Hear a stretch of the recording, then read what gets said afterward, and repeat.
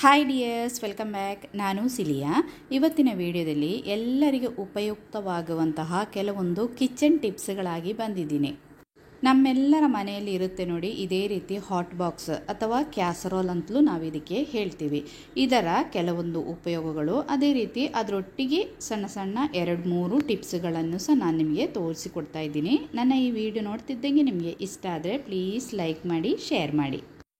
First tip ನೋಡಿ, ಇದೊಂದು ₹2 coffee powder packet. ಇದನ್ನು ನಾವು ಓಪನ್ ಮಾಡಿ ಯೂಸ್ ಮಾಡಿ ಬಾಕಿ ಉಳಿದಿದ್ದನ್ನು ಸ್ಟೋರ್ ಮಾಡುವ ಒಂದು ಮೆಥಡನ್ನು ನಿಮಗೆ ತೋರಿಸ್ತೀನಿ. ನೋಡಿ, ಒಂದು ಪೀಸನ್ನು ಕಟ್ ಮಾಡಿದ್ದೀನಿ. ಅದರ ಕೆಳಗಡೆಯಿಂದ ಇನ್ನೊಂದು ಸಣ್ಣ ಪೀಸನ್ನು ಇದೇ ರೀತಿ ಕಟ್ ಮಾಡಿಕೊಳ್ಳಿ. ಕಟ್ ಮಾಡಿಕೊಂಡು ಈ ಕಟ್ ಮಾಡಿರುವ ಭಾಗದಿಂದ 2 ಸರ್ತಿ ನಾವು ಇದನ್ನು ಇದೇ ರೀತಿ ಮಡಚಬೇಕು. ಮಡಚಿ ನಾವು 2ನೇ ಸಾರಿ ಕಟ್ ಮಾಡಿದ ಆ ಪೀಸ್ ಇದೆಯಲ್ಲ, ಅದನ್ನು ಓಪನ್ ಮಾಡಿ ಇದೇ ರೀತಿ ಇದನ್ನು ಲಾಕ್ ಮಾಡಿ ನಮಗೆ ಇನ್ನು ಇದನ್ನು ಸ್ಟೋರ್ ಮಾಡಿ ಇಟ್ಕೋಬೋದು. ನೋಡಿ, ನಾವು ಯೂಸ್ ಮಾಡಿ ಇದರಲ್ಲಿ ಬಾಕಿ ಇದ್ದದನ್ನು ಫ್ರಿಜ್ಜಲ್ಲೆಲ್ಲ ಇಡುವಾಗ ಅದು ಲೀಕ್ ಆಗುತ್ತೆ, ಅಲ್ಲಿ ಇಲ್ಲಿ ಎಲ್ಲ ಬಿದ್ದಿರುತ್ತೆ. ನೋಡಿ, ಇದೇ ರೀತಿ ಲಾಕ್ ಮಾಡಿ ಇಟ್ಕೊಂಡ್ರೆ ಚೂರು ಸಹ ಲೀಕ್ ಆಗೋದಿಲ್ಲ. ನಮಗೆ ಇದನ್ನು ಚೆನ್ನಾಗಿ ಲಾಕ್ ಮಾಡಿ ಇಟ್ಕೋಬೋದು.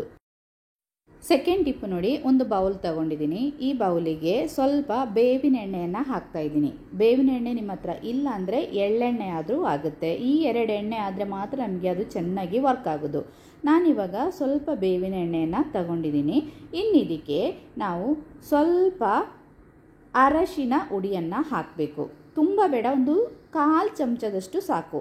ಅರಶಿನ ಹುಡಿಯನ್ನು ಹಾಕಿದ್ದೀನಿ. ಇನ್ನು ನಾವು ಫಸ್ಟಿಗೆ ಲಾಕ್ ಮಾಡಿ ಇಟ್ಕೊಂಡಿದ್ದೀವಲ್ಲ ಕಾಫಿ ಪೌಡ್ರು, ಅದರಿಂದ ಸ್ವಲ್ಪ ಕಾಫಿ ಪೌಡ್ರನ್ನು ಇದಕ್ಕೆ ಹಾಕ್ತಾಯಿದ್ದೀನಿ.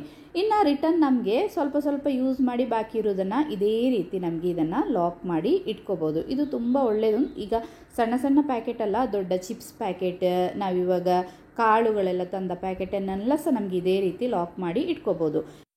ಇವಾಗ ನಮ್ಮ ಮಿಕ್ಸನ್ನು ಚೆನ್ನಾಗಿ ಒಂದು ಸರ್ತಿ ಮಿಕ್ಸ್ ಮಾಡಬೇಕು. ಬೇವಿನ ಎಣ್ಣೆ, ಕಾಫಿ ಪೌಡ್ರು ಮತ್ತು ಸ್ವಲ್ಪ ಅರಶಿನ ಹುಡಿ. ಆಮೇಲೆ ನಮಗೆ ಬೇಕಾದ್ದು ಒಂದು ಬೇ ಲೀಫ್, ಬಿರಿಯಾನಿ ಎಲೆ ಅಂತ ಹೇಳ್ತೀವಲ್ಲ, ಈ ಎಲೆಗೆ ನಾವು ಮಿಕ್ಸ್ ಮಾಡಿಟ್ಟಿರುವ ಆ ಮಿಕ್ಸನ್ನೆಲ್ಲ ಇದೇ ರೀತಿ ಚೆನ್ನಾಗಿ ಹಚ್ಚಬೇಕು. ಕೈಯಲ್ಲೇ ನಾವು ಇದನ್ನು ಮಿಕ್ಸ್ ಮಾಡಿ ಕೈಯಲ್ಲೇ ಇದೇ ರೀತಿ ಹಚ್ಚಿದರೆ ಸಾಕು.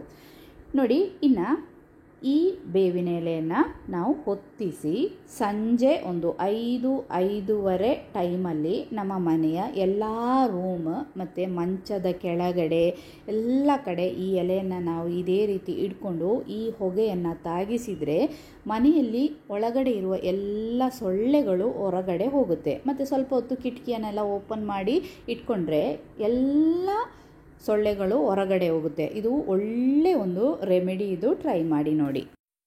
ಇನ್ನು ನಮ್ಮದು ಕ್ಯಾಸರೋಲ್, ಇದೇ ರೀತಿ ಒಂದು ಕ್ಯಾಸರೋಲ್ ಇದ್ದರೆ ಅದರಿಂದ ನಮಗೆ ಏನೆಲ್ಲ ಉಪಯೋಗ ಇದೆ ಅಂತ ನಾನು ನಿಮಗೆ ತೋರಿಸ್ಕೊಡ್ತೀನಿ. ನಾವಿವಾಗ ಸಾಮಾನ್ಯ ದೋಸೆ ಚಪಾತಿಯನ್ನೆಲ್ಲ ಮಾಡಿ ಇಡ್ತೀವಿ. ಈಗ ಟೀ ಎಲ್ಲ ಮಾಡಿ ಸ್ವಲ್ಪ ಹೊತ್ತು ಬಿಸಿ ನಮಗೆ ಇರಬೇಕಂದ್ರೆ ಟೀಯನ್ನು ಇದರೊಳಗಡೆ ಇಟ್ಟು ಕವರ್ ಮಾಡಿ ಇಟ್ಕೊಂಡ್ರೆ 1 ಗಂಟೆವರೆಗೆ ಟೀ ಒಳ್ಳೆ ಬಿಸಿಯಾಗಿ ಇರುತ್ತೆ. ಇನ್ನು ನೆಕ್ಸ್ಟ್ ಉಪಯೋಗ ನೋಡಿ, ನಾವಿವಾಗ ರಾತ್ರಿ ಕೆಲವೊಂದು ಸರ್ತಿ ಕಡಲೆಕಾಳು ಅಥವಾ ಬಟಾಣಿ ಕಾಳು, ಹೆಸರು ಕಾಳು ಇದನ್ನೆಲ್ಲ ನೆನೆಸಲಿಕ್ಕೆ ಮರ್ತೋಗ್ತೀವಿ. ಆವಾಗ ಯಾವುದೇ ಕಾಳಾಗಲಿ, ಕಡಲೆಕಾಳು, ಹೆಸರು ಕಾಳು ಅಥವಾ ಬಟಾಣಿ ಕಾಳು ಯಾವುದಾದ್ರೂ ಆಗುತ್ತೆ, ನೆನೆಸಲಿಕ್ಕೆ ಮರ್ತೋದ್ರೆ ನಿಮಗೆ ತಕ್ಷಣಕ್ಕೆ ಈಗ ಸಾರು ಮಾಡಬೇಕಂದ್ರೆ ಒಂದು ಕ್ಯಾಸರೋಲಿಗೆ ನಿಮ್ಗೆ ಏನು ಬೇಕೋ, ನಾನಿವಾಗ ಹೆಸರು ಕಾಳನ್ನು ನೆನೆಸ್ತಾ ಇದ್ದೀನಿ. ಅದಕ್ಕೆ ಈ ಕ್ಯಾಸರೋಲಿಗೆ ಹೆಸರು ಕಾಳನ್ನು ಹಾಕಿದ್ದೀನಿ. ಇನ್ನು ಬಿಸಿ ಇರುವ ನೀರನ್ನು ಇದಕ್ಕೆ ಹಾಕಿ ಒಂದು ಸರ್ತಿ ಮಿಕ್ಸ್ ಮಾಡಿ, ಆ ಬಿಸಿ ಎಲ್ಲ ಹೋಗೋದಕ್ಕಿಂತ ಮುಂಚೆ ತಕ್ಷಣಕ್ಕೆ ಇದನ್ನು ಕವರ್ ಮಾಡಿ 15-30 ನಿಮಿಷ ನಾವು ಇದೇ ರೀತಿ ಬಿಟ್ಟರೆ ಸಾಕು. ಚೆನ್ನಾಗಿ ಇದು ನೆನೆದಿರುತ್ತೆ. ನಾವು 1 ವಿಸಿಲಿಗೆ ಇದು ನಮಗೆ ಬೇಗ ಬೆಂದು ಸಿಗುತ್ತೆ. ನೆಕ್ಸ್ಟ್ ಟಿಪ್ಪು ನೋಡಿ, ಬಾಯ್ಲ್ ರೈಸ್ ಅನ್ನ ಮಾಡುವವರಿಗೆ ಒಳ್ಳೆ ಒಂದು ಟಿಪ್ ಇದು. ಬಾಯ್ಲ್ ರೈಸ್ ಅನ್ನ ಮಾಡೋದಂದರೆ ಸ್ವಲ್ಪ ಕಷ್ಟ, ಅದು ಬೇಯಲಿಕ್ಕೆ ತುಂಬ ಟೈಮ್ ಬೇಕಾಗುತ್ತೆ. ಕೆಲವರಿಗೆ ಪಾತ್ರೆಯಲ್ಲೇ ಬೇಯಿಸಬೇಕಾಗುತ್ತೆ, ಕೆಲವರು ಕುಕ್ಕರಲ್ಲಿ ಬೇಯಿಸ್ತಾರೆ. ಕುಕ್ಕರಲ್ಲೇ ಆದರೆ ಆಗಲಿ ಅಥವಾ ಪಾತ್ರೆಯಲ್ಲಾದರೆ ಆಗಲಿ, ನೀವು ಬೆಳಿಗ್ಗೆ ಎದ್ದು ಅನ್ನ ಮಾಡುವವರಾದರೆ, ಈ ಥರ ಬಾಯ್ಲ್ ರೈಸ್ ಗಂಜಿ ಅಥವಾ ಅನ್ನ ಮಾಡುವವರಾದರೆ ರಾತ್ರಿಯೇ ನಿಮ್ಗೆ ಎಷ್ಟು ಬೇಕೋ ಅಷ್ಟು ಅಕ್ಕಿಯನ್ನು ತಗೊಂಡು ಚೆನ್ನಾಗಿ ಅದನ್ನು ಕ್ಲೀನ್ ಮಾಡಬೇಕು, ವಾಶ್ ಮಾಡಬೇಕು. ಎಷ್ಟು ಸರ್ತಿ ನೀವು 4-5 ಸರ್ತಿ ವಾಶ್ ಮಾಡ್ತೀರಾದರೆ 4-5 ಸರ್ತಿ ವಾಶ್ ಮಾಡಿ ಒಂದು ಹಾಟ್ ಬಾಕ್ಸಿಗೆ ಅಥವಾ ಕ್ಯಾಸರೋಲ್, ದೊಡ್ಡ ಹಾಟ್ ಬಾಕ್ಸಿಗೆ ನೀವು ಅಕ್ಕಿಯನ್ನು ಹಾಕಿ ಬಿಸಿ ಇರುವ ನೀರನ್ನು ಅದಕ್ಕೆ ಹಾಕಬೇಕು. ಹಾಕಿ ತಕ್ಷಣಕ್ಕೆ ಇದನ್ನು ಕವರ್ ಮಾಡಬೇಕು. ಕವರ್ ಮಾಡಿ ಓವರ್ನೈಟ್ ನೀವು ಇದನ್ನು ಇದೇ ರೀತಿ ಬಿಡಿ. ಬೆಳಿಗ್ಗೆ ಆಗುವಾಗ ನಮ್ಮದು 45% ಅನ್ನ ಬೆಂದಿರುತ್ತೆ. ಆಮೇಲೆ ಕುಕ್ಕರಲ್ಲಿ ಒಂದು ವಿಸಿಲ್ ಹಾಕಿಸಿದರೆ ನಮ್ಮದು ಅನ್ನ ರೆಡಿಯಾಗುತ್ತೆ. ನೆಕ್ಸ್ಟ್ ನೋಡಿ, ನೀವು ಬೆಳ್ತಿಗೆ ಹಾಕಿ ಬೆಳಿಗ್ಗೆ ದಿಢೀರಾಗಿ ನಮಗೆ ಏನಾದರೂ ಒಂದು ತಿಂಡಿ ಮಾಡಬೇಕು, ಅಕ್ಕಿ ಹಿಟ್ಟಿಲ್ಲ, ನಾವು ಅಕ್ಕಿ ನೆನೆಸಲಿಲ್ಲ ಅಂದರೆ ಇದೇ ರೀತಿ ಒಮ್ಮೆ ಟ್ರೈ ಮಾಡಿ ನೋಡಿ. ನಾನಿವಾಗ 2 ಕಪ್ ಬೆಳ್ತಿಗೆ ಅಕ್ಕಿಯನ್ನು ಒಂದು ಪಾತ್ರೆಗೆ ತಗೊಳ್ತಾ ಇದ್ದೀನಿ. ಇನ್ನು ಈ ಬೆಳ್ತಿಗೆ ಅಕ್ಕಿಯನ್ನು ಚೆನ್ನಾಗಿ ನಾವು 2-3 ಸರ್ತಿ ಇದನ್ನು ವಾಶ್ ಮಾಡಬೇಕು. ಕ್ಲೀನ್ ಮಾಡಿದ ಅಕ್ಕಿಯನ್ನು ನಾವು ಒಂದು ಹಾಟ್ ಬಾಕ್ಸಿಗೆ ಅಥವಾ ಕ್ಯಾಸರೋಲಿಗೆ ಹಾಕಿ ಬಿಸಿ ಇರುವ ನೀರನ್ನು ಹಾಕಿ ಒಂದು 15-30 ನಿಮಿಷ ಇದನ್ನು ನಾವು ಬಿಡಬೇಕು. ಈಗ ಬೆಳಿಗ್ಗೆ ನಿಮಗೆ ತಕ್ಷಣಕ್ಕೆ ಏನಾದರೂ ತಿಂಡಿ ಮಾಡಬೇಕು, ನೀವು ರೆಡಿಯಾಗಿಲ್ಲ, ಅಕ್ಕಿ ನೆನೆಸಿಲ್ಲ ಅಂದರೆ ಇದು ಒಳ್ಳೆ ಒಂದು ಉಪಾಯ ನೋಡಿ. ನಾನಿವಾಗ ಬೆಳಿಗ್ಗೆ ತಿಂಡಿಗೆ ನಿನ್ನೆ ಅಕ್ಕಿ ನೆನೆಸಿರಲಿಲ್ಲ. ಬೆಳಿಗ್ಗೆ ತಕ್ಷಣಕ್ಕೆ ಅಕ್ಕಿಯನ್ನು ಕ್ಲೀನ್ ಮಾಡಿ ಒಂದು ಹಾಟ್ ಬಾಕ್ಸಿಗೆ ಹಾಕಿ ಬಿಸಿ ನೀರು ಹಾಕಿ ಸೈಡಿಗೆ ಇಡ್ತಾ ಇದ್ದೀನಿ. ಒಂದು ಅರ್ಧ ಗಂಟೆ ಆ ಟೈಮಿಗೆ ನಮಗೆ ಚಟ್ನಿಯ ಸಾರ ಎಂತ ಮಾಡಬೇಕಾದ ಬೇರೆ ಕೆಲಸವನ್ನೆಲ್ಲ ನಮಗೆ ಮುಗಿಸ್ಬೋದು. ಅರ್ಧ ಗಂಟೆ ಆದ ತಕ್ಷಣ ನಮ್ಮ ಅಕ್ಕಿ ಎಲ್ಲ ಚೆನ್ನಾಗಿ ನೆಂದಿದೆ ನೋಡಿ ಚೆನ್ನಾಗಿ ನೆಂದಿದೆ. ಇನ್ನು ಇದಕ್ಕೆ ನಾನು ಒಂದು ಅರ್ಧ ಕಪ್ಪಷ್ಟು ತೆಂಗಿನಕಾಯಿ ತುರಿ ಮತ್ತು 1 ಚಮಚ ತೆಂಗಿನ ಎಣ್ಣೆಯನ್ನು ಹಾಕ್ತಾಯಿದ್ದೀನಿ. ಯಾವ ಎಣ್ಣೆ ಬೇಕಾದರೂ ಆಗುತ್ತೆ, ನಾವು ತೆಂಗಿನ ಎಣ್ಣೆನ ಜಾಸ್ತಿ ಯೂಸ್ ಮಾಡ್ತೀವಿ.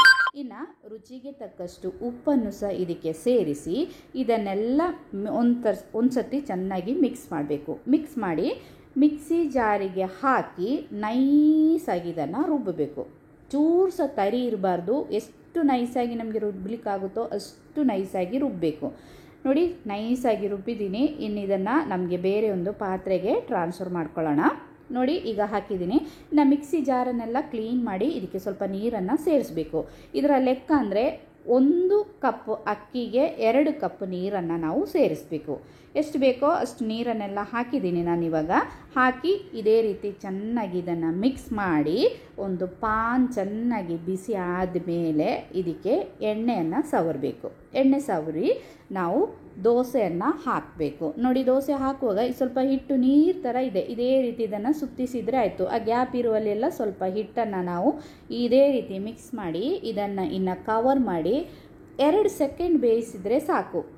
ಮಂಗಳೂರಿನ ಫೇಮಸ್ ಆಗಿರುವಂತಹ ನೀರು ದೋಸೆ ರೆಡಿ ಆಯಿತು. ಸೂಪರ್ ಟೇಸ್ಟಿಯಾಗಿರುವ ನೀರು ದೋಸೆ. ನಮಗೆ ದಿಢೀರಾಗಿ ನೀರು ದೋಸೆಯನ್ನು ಮಾಡುವಂತಹ ಒಂದು ಒಳ್ಳೆ ಟಿಪ್ ಇದು. ಇಡ್ಲಿ ದೋಸೆ ಎಲ್ಲ ತಿಂದರೆ ಗ್ಯಾಸ್ಟ್ರಿಕ್ ಎದೆ ಉರಿ ಎಲ್ಲ ಬರುವವರಿಗೆ ಇದೊಂದು ಸೂಪರ್ ಬ್ರೇಕ್ಫಾಸ್ಟ್. ತಕ್ಷಣ ದಿಢೀರಾಗಿ ನಮಗೆ ಮಾಡುವಂತಹ ಒಂದು ಬ್ರೇಕ್ಫಾಸ್ಟ್. ಟ್ರೈ ಮಾಡಿ ನೋಡಿ. ಇದು ಮಂಗಳೂರು ಫೇಮಸ್ ನೀರು ದೋಸೆ. ಅದು ಸಹ ನಾವು ಅಕ್ಕಿ ನೆನೆಸಿದ್ರೂ ಪರವಾಗಿಲ್ಲ, ಬೆಳಗ್ಗೆ ನಮಗೆ ಬೇಗ ಮಾಡಬಹುದು. ನನ್ನ ಈ ವಿಡಿಯೋ ನೋಡ್ತಿದ್ದಂಗೆ ನಿಮಗೆ ಇಷ್ಟ ಆದರೆ ಲೈಕ್ ಮಾಡಿ. ಇವತ್ತಿನ ವಿಡಿಯೋದಲ್ಲಿ ಇಷ್ಟೇ. ಇನ್ನೊಂದು ವಿಡಿಯೋದಲ್ಲಿ